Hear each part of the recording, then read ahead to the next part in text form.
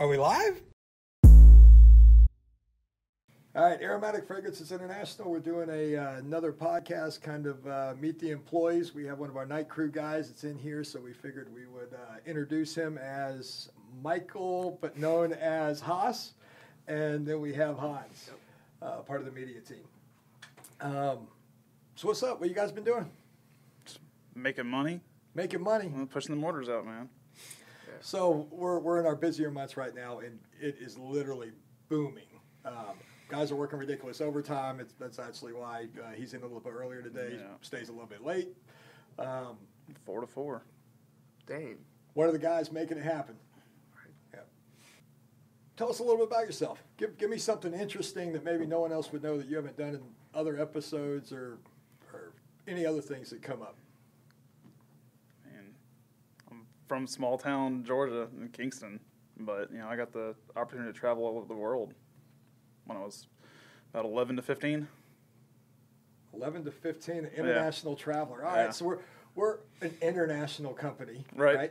I think as far as my outlook on that, I've been to Canada, I've been to Mexico, Puerto Rico. That's about it. Where have you actually gone? Where's your outcome? First trip was to Fiji and New Zealand, and I was 11 years old, and I turned 12 on the plane over there. So I started out 11 in America and landed in New Zealand at 12. So that was pretty cool. And then we went to England, Ireland, and Wales for my second trip. Okay. And then the last trip I got to do was, so we landed in France. Then we went to Switzerland, Austria, and in Italy. So before 15, you were actually a world traveler. Yeah. That's pretty dope. Yeah. So is your family like military, or like how did you get into that? It was the People to People Student Ambassador Program, which was started by Eisenhower after World War II. So that's like the international student exchange thing. Kind of, sort of. I mean, you're a glorified tourist with a name tag, essentially. Yeah. They built it up and make it sound all cool, but they do give you a lot of really good opportunities. There's also college credit involved, too. Yeah. If you were to keep, like, a journal of every day, and, like, you can send them off, and they can give you credits and stuff like that. Okay, so I'm trying to step this back. So were like you a horrible child, and your parents were like, I need to get him out of the country? No, the program, it was started by Eisenhower, like I said, basically to send Americans to different countries after, like, war-torn, World War II. And it's like, oh, hey, we're not like, the... To, like, populate the countries? No. Or, like, culture?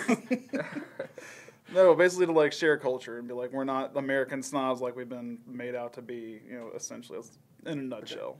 So is it, like, through the school system? You have to get recommended by somebody, and I still have no idea who this day recommended me. But it's like you have to have really good grades all through elementary school, which is obviously very easy. Okay, so you're a smart guy. Count by twos and tie my shoes, So it can't be the flunky. It actually has to be someone who's bringing something to the table. And then essentially, yeah. And then once you're recommended, you have to go through a couple of interview processes. And then if you actually get selected, then they give you a couple of options of trips you can go on, but they're thousands of dollars. Okay. But that covers, travel expense, hotel, food, like everything's paid for. You're on a bus, you're going all over the place. And my mom's a registered nurse. So she was making some pretty decent money back then, and she just worked a lot of overtime, basically to send me on these trips. So so this wasn't like government funded. No, it had to come out of your own pocket. Yeah, so I'm very, very grateful to my mom for how hard she worked for that. So you're talking like $2,000 or $3,000 Five per country, like $5,000 per country? No, like $5,000 for the whole trip. For the whole trip. Yeah. Okay. So did the parents actually go with you? No, you're chaperoned by. So they put teachers. You on a plane. Yeah. With a teacher. And good luck. Yeah, we'll see you in a few weeks. Yeah. Man, that's interesting. It was crazy, man. Like, we got the letter in the mail when I was like 11. I just finished 6th grade. Okay. And Mom was like, "What is this?" Like, we thought it was junk. And then she's like, "They want to send you to New Zealand." I was like, "I don't know what that means. I don't want to do that." Like. Okay, so to me, that would have to be fascinating to go into another country. Right, so I'm 11, 12 years old. Yeah. I'm used to cheeseburgers and fries. Yep. Drive-throughs, apple pie. You're in the South, right? And then you go to another country. Being 11 and 12, what's the biggest thing that you remember, like, at the beginning? Like, when you went to the other country, like, was it customs? Was it the plane ride? Was it... Those accents. That was the biggest thing. Like, when I first landed, I was just like, oh, like, these people talk like the ones I've seen on TV. So is it accent or like another language you didn't even know what they were saying? No, like New Zealand, they speak English. I mean, Okay. but it's like, it's almost like an Australian accent. I got you. But it was just like, so like their slang's a lot different and just stuff like that. And also their cultures of like where we have Native Americans, they have the Maori. Okay. So there's like, you see all that stuff's like in the background.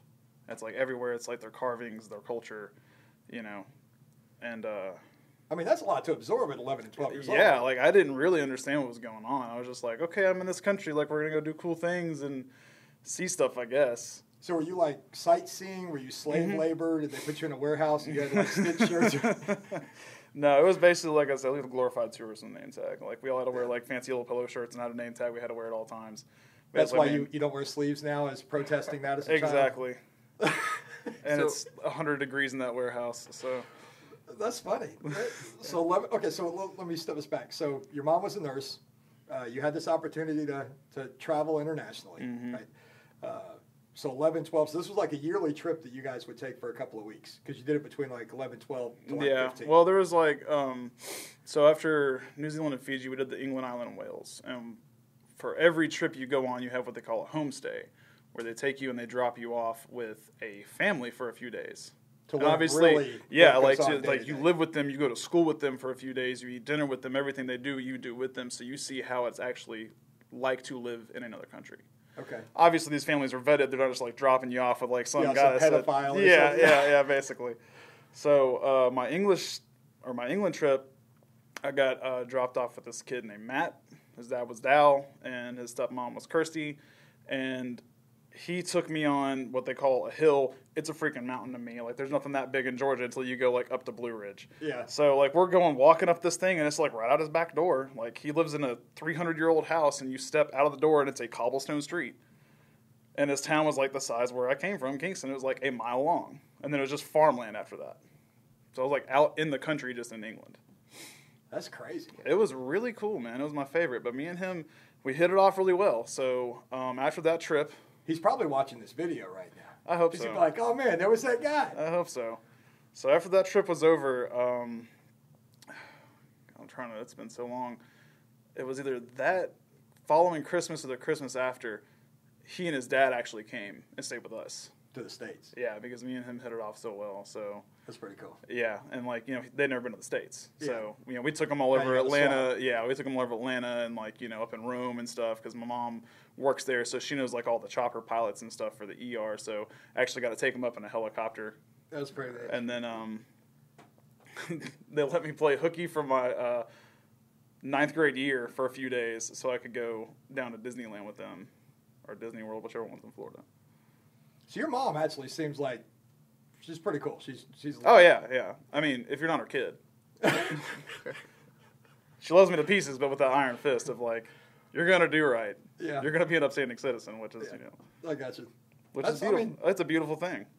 Hated it when I was a kid. So, international travel, you got to do that till you're roughly 15. Mm-hmm. The culture, the language, that type of thing. Yeah. So I guess you weren't really driving. No. How was the food? Was it like the food different cuisine? I mean, like when I actually got to stay in the homes, it was really like great. Like when I went to Austria, I stayed with a family for a few days there, and I'm not sure what the guy did. The language barrier is really intense too, because like when I went to England, they speak English. It's fine. It's just an accent. But when I went to Austria, they are very much fluent in German, and I had no clue. No idea. Sign language. Nothing. So like usually when they vet the parents and like the families and stuff, they speak English, but the kid that I was staying with didn't speak English all that well. Yeah. But we both loved heavy metal music, so we kind of had that. And I was like, oh, like, did you know this band? He was like, yeah, like they're awesome. They rock. Yeah. I was like, cool, man. So like I went to school with him and stuff, and like their school was just like really different. It was like, you had the changing of classes and stuff like we did in American high school, but it was just like the whole experience was really strange. Well, if you can't really understand the language. That too, and then you're trying to, right. Even the writing, nothing really matters. Yeah. So you're just totally confused. But during that stay, we had a big backyard barbecue with all the houses that were around them because they all had students staying with them too. Okay. So, it was like 3 or 4 families all came together at that house I was staying at, and they cooked like Wiener Schnitzel and all like, really traditional Austrian foods, and they were amazing. Okay, so like, the other kids, were they American or were they from like... Yeah, no, they're all from Georgia. Oh, so it was like you guys kind of went as a group. Yeah, they were all like from Atlanta. Like I was the country bumpkin from way up in small town Kingston. Yeah, so that's neat. All right, so you had the I'm going international, and then Hans actually has the I'm coming from Dubai to the States. To the States, yeah. So I guess the difference also is the age. He was between 11 and 15, right? And you're basically coming through around 16-ish, 17, yeah. 16, 17. So when you came to the States, what was your perception? Like, what was the big thing that really shocked you the most? Oh, it was everything. I can relate to what he said. Accents. It felt like I was in a TV show. Like how I saw you guys back there in movies and TV shows, that's how your accent is down here, especially in the South. I'll be back. Yep. Literally, I came and I landed, and I told my cousin it feels like I'm in GTA. Yeah. The roads are like marked different, and the cars look different a little bit. You have different brands. We don't usually do Dodge and those kind of brands back there. Yeah, American. Yeah, you guys have more like Mercedes and stuff like that passes over. Yeah. I got you. Yeah, I just felt like I was in a video game or a Southern TV show. I mean, one of the things that really surprised me, even when I was in Puerto Rico, was gas being by the liter. Oh, yeah. Like, so I first saw the price, and I was like, gas is cheap. This is great. I'm moving here. Right? And then all of a sudden, you start doing the math, and you're going, oh, that's not that cheap. But it's just a shocker. You just don't know. Yeah, that's a big thing to adjust to. I can, count a bucket list of things. You guys do gallons, you guys do pounds, you guys do Fahrenheit, you guys do miles. We didn't do that. We did kilometers, we did kgs, we did Celsius. That was a big shock. Every time I was in class and they whipped up or said something about Fahrenheit, I had to take out my calculator and convert it because I had no clue. And I kind of get that the other way. Right. So I get it. You're like, okay, so... Yeah, I don't understand you guys, man. Meters to kilometers, 1,000. And then you guys have the mile. How many feet is in a mile? 5,280. That's such a hard conversion to do. That was hard coming from somewhere where it's 1, then 100, then 1,000, and then 10,000. I don't know. I used to fight it, right? Like I like standard tools, quarter, 3/4, 5/8. You know what I mean? That's what we were raised on. But now, like metric, right? It's just like 10. Yeah, 11. It's easy. 12. you can't screw I'm not up. having to divide how much inches in my head. Is that 3/4? Is that 5/8? Hold on, let me do the math on it. So now I'm kind of getting more towards the metric side. I use more, right? And we sell in pounds, but I mean now the companies have kilos and stuff. You understand how it makes sense, and of course, like you said, 1,000 grams a kilo. Yeah, makes sense, right? And you go to the U.S. side, and you're going, yeah, we might have missed the mark. It's 2.2 pounds. You know what I mean? I get it. I fought it for years, but now as I get older, I'm like, yeah, I get it. So the accents were different. Yeah, the accents took me a little while to adjust to. So because Hollywood kind of portrays Americans a certain way. Right. Oh, yeah. Did we match that or not? In some aspects, yeah. But in some, it wasn't as bad as Hollywood shows. Sometimes Hollywood shows as South being, back in the 1980s. Rednecks and all that. It wasn't as bad as I expected it. Yeah. Yeah. Food was another adjustment. And I thought all you guys ate was just cheeseburgers and fries, but then I came here. There's a lot of things. There's Mexican food up here, and it's funny you say that. Me and my uncle had this conversation the other day, and we were like, there's certain foods in certain areas that you like, right? So you're in the South, you got soul food. You get out to Texas, good barbecue. Get up to Chicago, pizzas. You go through the whole nine. And my uncle goes, man, I used to hate it when I get a job in the Midwest. He goes, what do they have? He goes, I just hit the normal fast food joints. Right. So my mom always stands up for the Midwest. She was Indiana, Illinois, that area. So I said, Mom, Midwest. Oh, a good chicken pot pie, rice and corn and good vegetables. And I'm going, yeah, that's not the stuff I'm going to, you're in a restaurant or something, you're not like, ooh, I hope we have a good, you know what I mean? Right. And I was like, yeah, I get it. Okay, so the food, the people. The units. The units. You got your first check, right? Yep. That was kind of taxes. So he gets his first check, and he's like, oh, okay, well, that's good. All right. And he gets his second check, and all of a sudden Uncle Sam gets involved, and he goes, are you serious? Like this? Oh, yeah. This is how this breaks down? My first check, it hadn't been 2 complete weeks. It has been like a week or around a week when it was payday, so it wasn't like high. But then my second check was complete 2 weeks, so the taxes went up. But I had calculated according to the old measurement, and I came in and I talked to German, and I was like, "Hey, did you guys mess up my check? It's not tallying up." And he was like, "Welcome to taxes." Yeah. Yep. Land of the free. Yep. Except after you pay your taxes. Yep. Yeah. Okay, so with you traveling, would you do it again? Is there any place that you want to go? Yeah, man. I still want to go everywhere. Like anywhere? Anywhere. I don't care. I want to just, it's great to get out of here and see how everybody else lives. Because, like, when you stay in just America, and, like, not even just America, like, just in the South, if you don't ever leave the South, like, you have such a closed mind to everything that's going on around you. I think there's some people, and it's becoming less, but you were born in a small town. Literally, your family was from that small town. You didn't know anybody that lived anywhere else in the country, so it's not like you could just go to your aunt's house in New York. So, literally, you just didn't travel. You didn't have any money. Yeah. So, I'm taking a vacation within the next state, and that's it.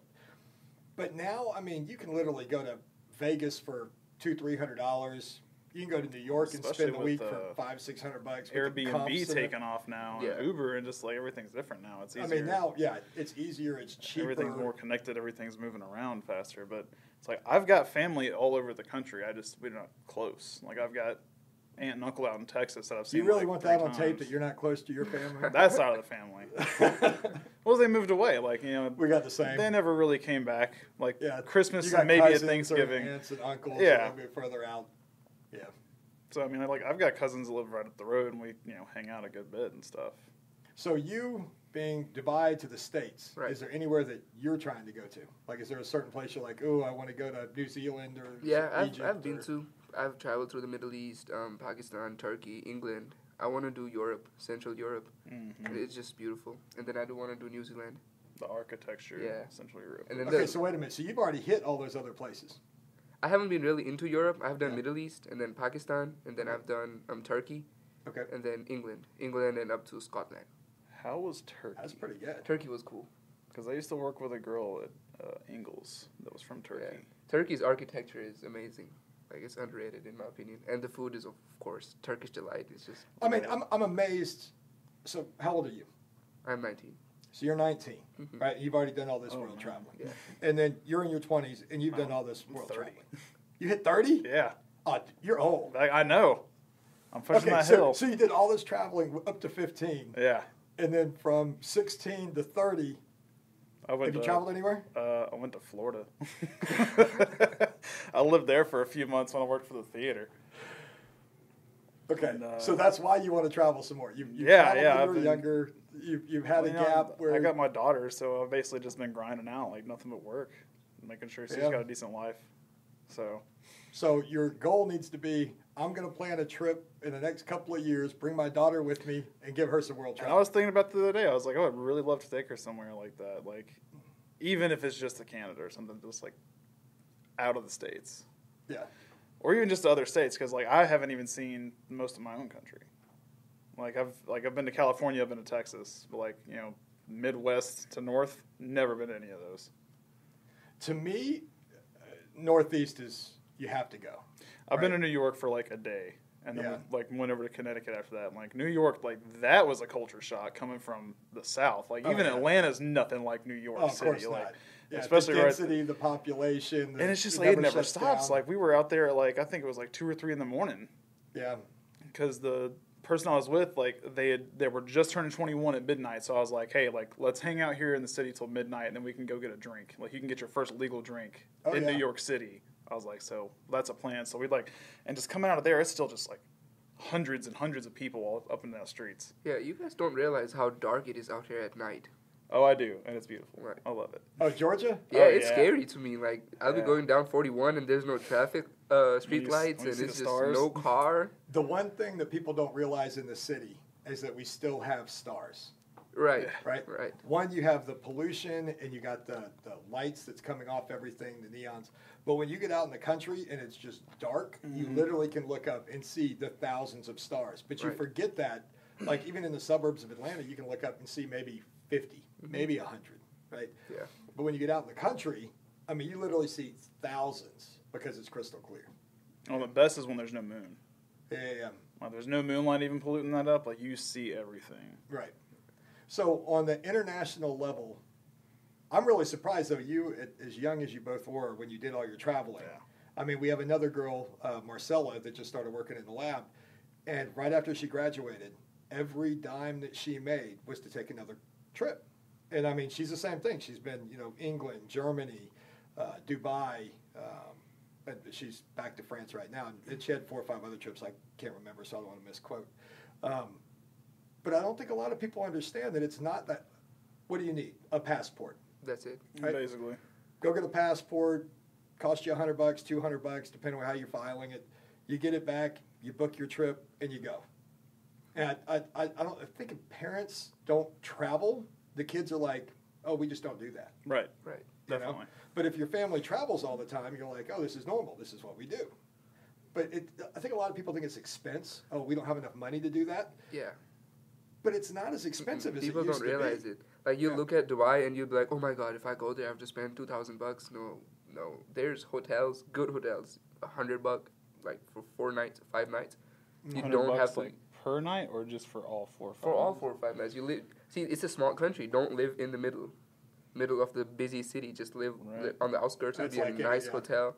It's like Manhattan, New York. Yeah. You're going to pay $400 a night. Yeah. Start getting a little bit further out, you're back to $100 a right. night. Like, you can go there, have a good week, and around $1,000 or less than that. It's not that expensive. That's interesting. Yeah. You don't have to take like the hi-fi airlines that go directly there. Just take a connecting flight. It'll be much cheaper. Oh, yeah.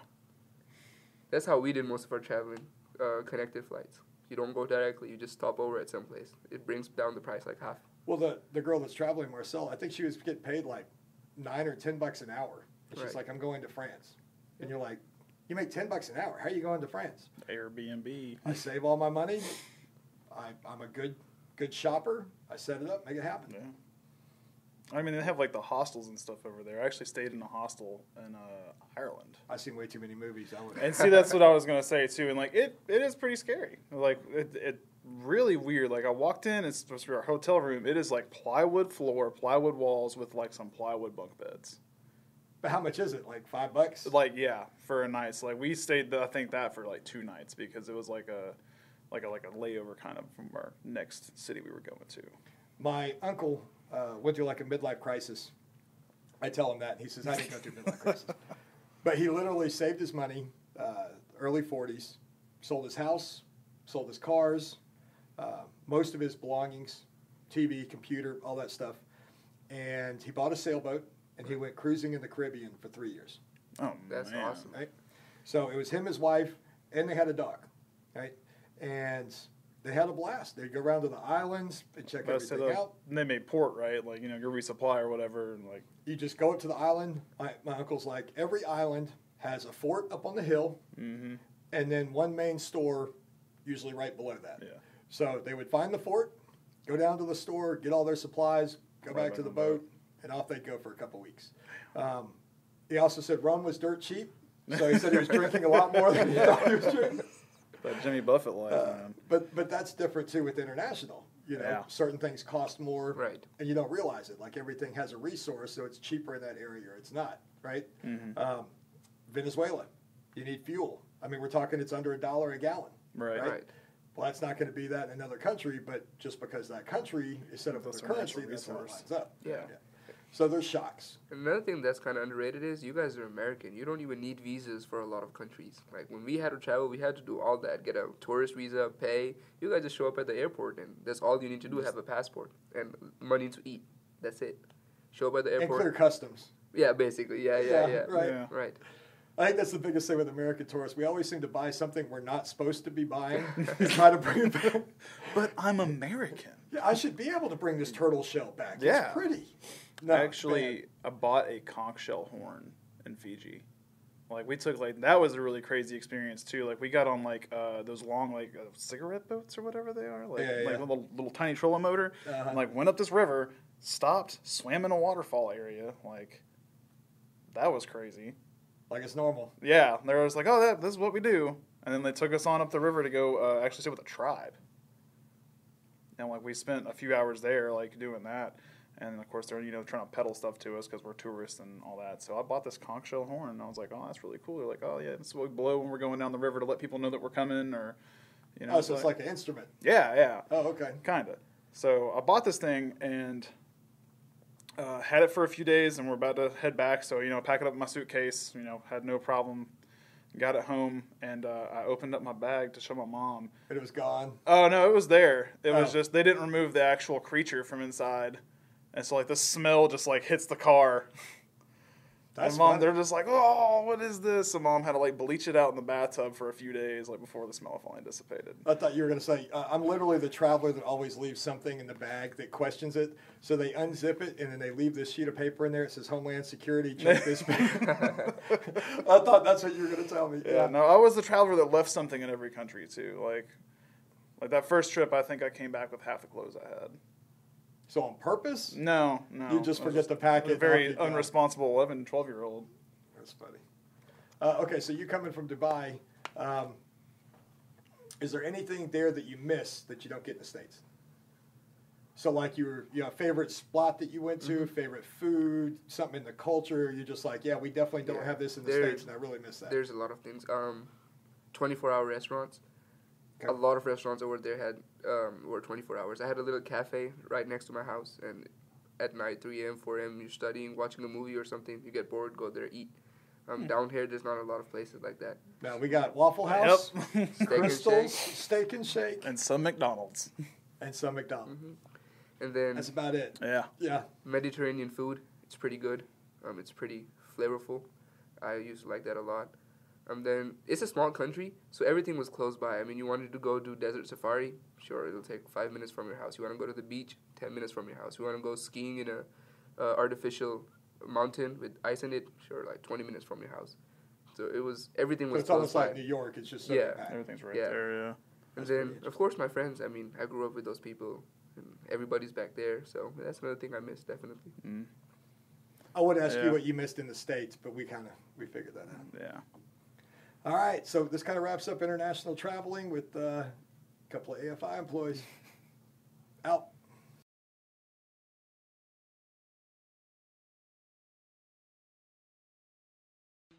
Has anybody seen Josh?